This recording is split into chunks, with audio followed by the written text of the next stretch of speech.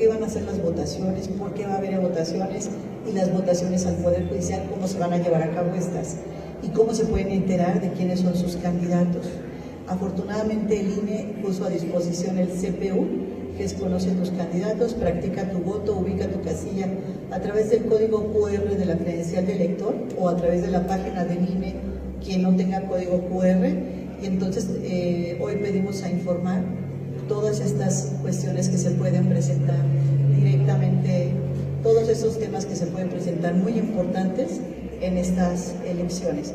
Y entonces pues quedaron muy informados, muy enterados y muy contentos los vecinos de Chicoloapan. Gracias. Efectivamente tenemos algunos temas que son muy graves. Por ejemplo, en Chicoloapan es un municipio que tiene un alto índice de feminicidios con relación a los demás y al número de habitantes. Entonces en Chicoloapan, hoy que platiqué hace un momento, comentaba que hay algunas propuestas que pueden ser importantes. Hace unos días en la Feria del Libro en Cuernavaca, Morelos, presenté un libro que se llama Mamá en tu ausencia, ¿quién por mí? Es un libro que habla acerca de la protección a los menores de edad que son víctimas de feminicidio, donde primero se tenga un control, porque no sabemos ni siquiera cuántos son y dónde están.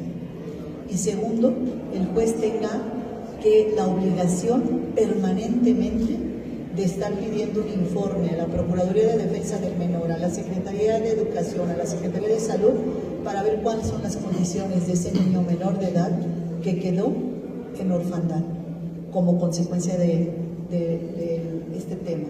Otro de los puntos muy importantes para intentar abatir ese problema es la relación y comunicación y coordinación que tiene que haber entre la policía, el Ministerio Público y el juez.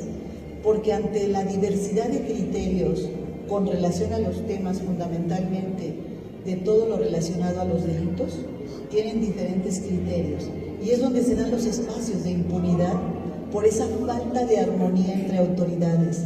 Y cuando yo digo falta de armonía, no digo que haya una sumisión de una autoridad a otra, no, sino que haya coordinación entre las autoridades, que haya comunicación, que haya armonía para que se pueda lograr detener a los delincuentes que están privado de la vida a alguna mujer por cuestiones de género, que han privado de la vida a alguna mujer. También y poder ir atacando este problema que es tan grave en todo el país. Estamos hablando de 9 mujeres al día que son víctimas de feminicidio y pues se tiene que ir abatiendo ese problema y uno de ellos yo considero que debe ser la relación que tiene que haber entre autoridades para que todos trabajen hacia el mismo objetivo y aquellas conductas inadecuadas y de corrupción que se llega a dar, poderlas erradicar de manera muy rápida para que pueda perseguirse a los delincuentes y meterlos a la cárcel. Y que el juez, el criterio que tienen los jueces, pues sean los mismos que tiene el Ministerio Público y la policía, porque cuando hay esta diversidad de criterios, lo que para uno considera pruebas fundamentales, el otro no lo considera. Y entonces es donde vienen este tipo de conductas y de problemas de liberación de delincuentes que generan esos espacios de impunidad ante la falta de coordinación y de armonía y relación entre las 3 instituciones. Bueno, por una parte, la discusión del término que se le han dado a los jueces, magistrados y ministros, 5 años, 8 años, 11 y 12 años. Estos términos los establece el legislativo a través del Poder Reformador de la Constitución, establecieron estos plazos. Considero que posiblemente pueda ser discutible el plazo, pero el espacio para poder determinar si estos plazos son o no los adecuados, pues es en el legislativo, donde se elaboran las leyes, donde se reforma la Constitución. El Poder Legislativo es el responsable y encargado de determinar los plazos que debe ser para cada uno de los juzgadores. Estableció un plazo, anteriormente era de 15 años. Los ministros antes de la reforma eran nombrados por 15 años. Ahora van a ser nombrados por un periodo menor.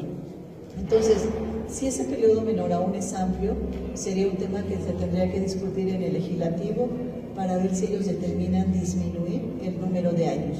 Por ahora, a nosotros nos toca cumplir con lo que señaló el Poder Reformador de la Constitución, que son diputados y senadores locales federales, diputados locales federales y senadores, y entonces aplicar la ley pues como se encuentra en este momento. Pero todo eso pues puede ser discutible, para algunos consideran que es muy amplio, para otros consideran que no es suficiente. Sin embargo, lo cierto es que hay 2 periodos para los ministros, de los 9 que van a entrar, hay 2 periodos distintos. Muchas gracias.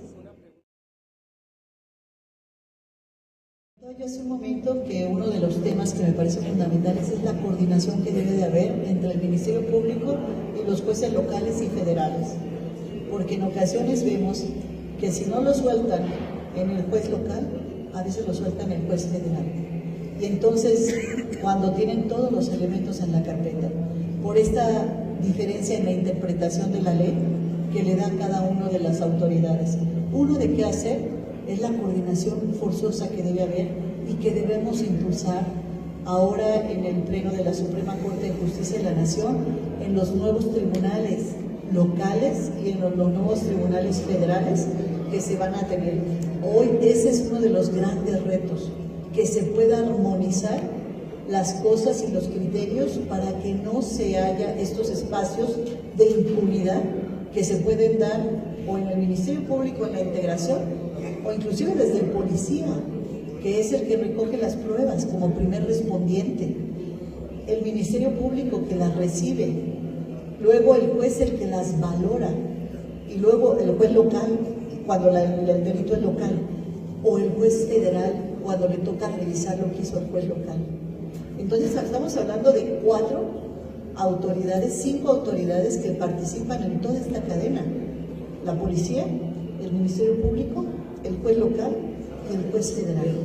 Y el juez federal todavía tiene la instancia del juez y luego la del colegiado.